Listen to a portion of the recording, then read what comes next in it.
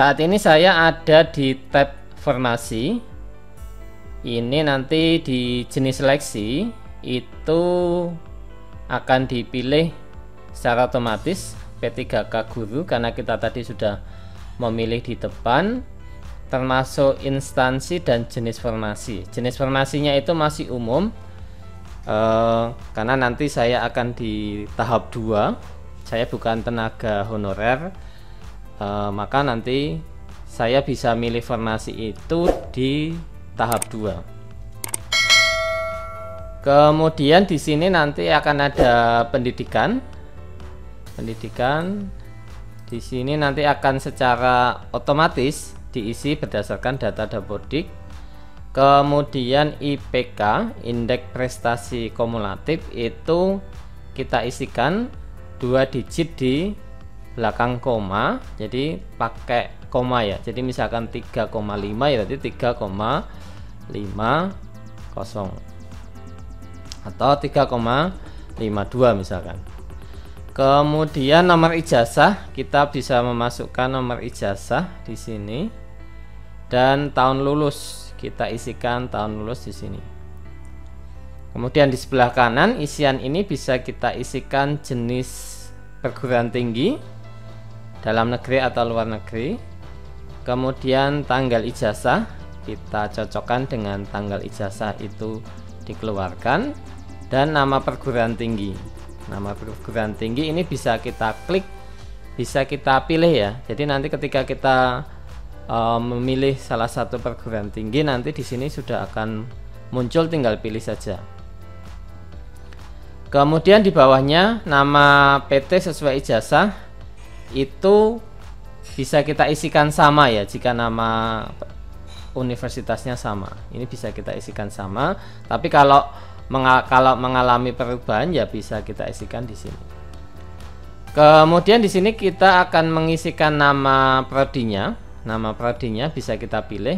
Kalau kampusnya tadi sudah kita pilih, maka nanti prodinya juga kita tinggal pilih, listnya akan muncul dengan sendirinya.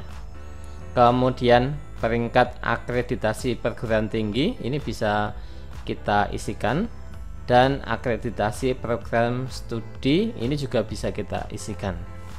Nanti akan saya bahas juga di video yang lain, itu adalah cara melakukan pengecekan status akreditasi baik perguruan tinggi ataupun program studi. Kemudian ini kita masukkan kode CAPTCHA-nya sebagai verifikasi.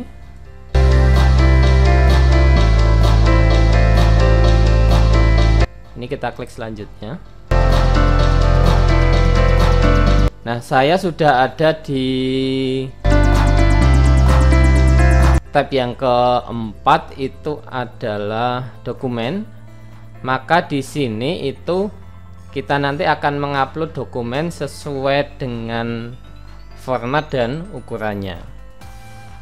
Jadi di sini ada KTP, nanti formatnya JPG. Ini maksimal ukurannya adalah 500 KB.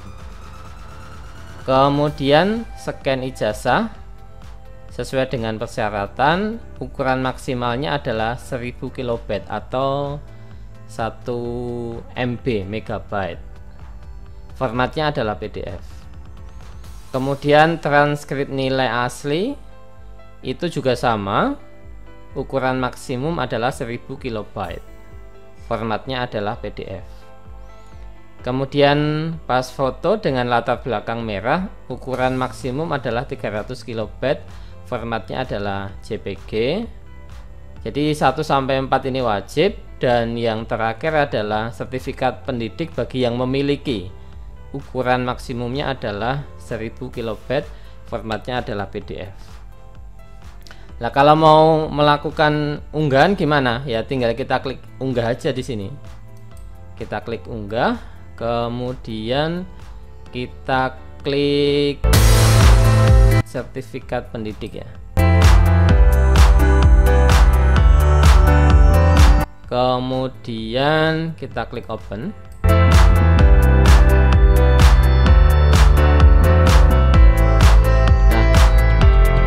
Kalau filenya itu sudah di bawah ketentuan ini, maka nanti akan sukses di-upload. Sebelum mengupload, maka kita bisa lihat dulu masing-masing dokumen-dokumen tadi. Jadi misalkan ini di sertifikat pendidik, ini kita klik lihat, maka nanti akan ditampilkan di tab baru. Kalau sudah sesuai dan yakin, baru nanti kita klik selanjutnya. Jadi pastikan Bapak Ibu melakukan pengecekan dokumen ini satu persatu.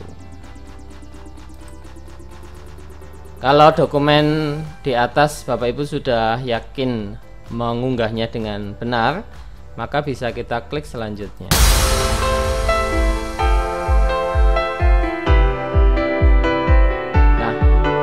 Pada tahapan yang kelima di resume ini, maka kita akan melakukan pengecekan semua data-data.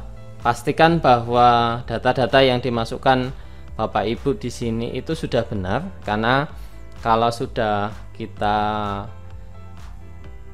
kirim, maka nanti datanya tidak bisa kita edit lagi. Data-data yang sudah benar ini maka bisa kita kasih tanda checklist di kotaknya ya, seperti ini.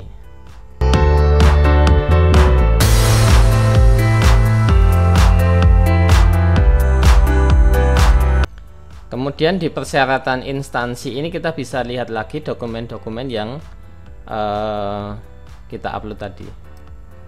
Kemudian di bagian akhir itu ada pernyataan.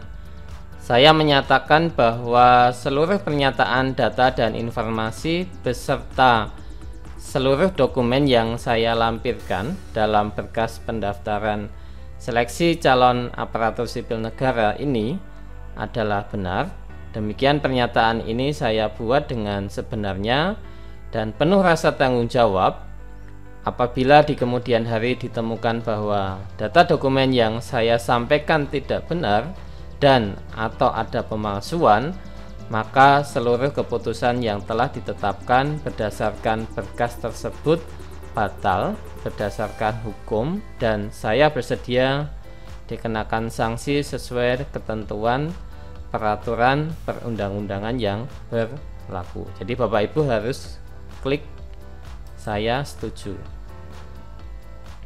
Maka di sini kita bisa klik akhiri proses pendaftaran. Kemudian ada peringatan. Maka setelah pendaftaran diakhiri dan diproses, Anda tidak bisa mengubah data terkait pendaftaran seperti biodata, pilihan instansi, formasi atau jabatan, serta unggahan dokumen, dan pastikan kembali semua data terkait pendaftaran. Kemudian di sini ada pertanyaan, apakah Anda akan mengakhiri dan memproses datanya? Ini saya klik ya. Maka proses pendaftaran saya selesai. Di sini nanti kita bisa mencetak kartu informasi akun. Ini bisa kita klik. Kemudian kita download ya. Oke. Kemudian ini kita bisa cetak kartu pendaftaran CASN. Ini bisa kita download juga. Bisa kita lihat kartu informasi akun, nanti akan ada nomor identitas KTP, nama akun, nama sesuai ijazah, tempat tanggal lahir sesuai KTP dan tempat tanggal lahir sesuai ijazah, jenis kelamin, kemudian tanggal jam pendaftaran. Kemudian di kartu pendaftaran itu juga nanti akan muncul ada fotonya di sini. Kemudian ada jenis seleksinya, ada P3K guru. Kemudian ada formasi umum. Kemudian nomor registrasi. Ini. Kemudian nomor identitas KTP. Ada nama akun, nama sesuai ijazah, tempat tanggal lahir KTP, ijazah, jenis kelamin, institusi pendidikan, akreditasi perguruan tinggi dan program studi, Kemudian kualifikasi pendidikan. Kualifikasi pendidikan tambahan itu enggak ada. Kemudian nomor ijazah di sini. Kemudian formasi jabatan. Saya masih belum bisa memilih di tahap 1 ini. Kemungkinan akan di tahap 2.